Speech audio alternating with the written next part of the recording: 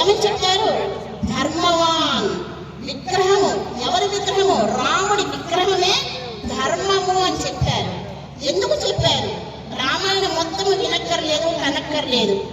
రామాయణ కథలు ఎవరికి మనం చెప్పక్కర్లేదు. హక్కుల కోసం పోరాడలేదు, బాధ్యత కోసం ఆయన అడుగుబాటుకు పట్టాడు. అవకాశం ఉంది సీతమ్మ వారికి ఇంట్లో ఉండటానికి, రాజభవన్లో ఉండటానికి. కానీ భర్తను అనుసరించిన తత్వం అమ్మవారిది, సీతమ్మ వారిది. సోదరుడిగా లక్ష్మణుడు చక్కగా రాజ్యంలో ఉండవచ్చు, కానీ అన్నదమ్ముల సహాయము, నిరంతరము రక్త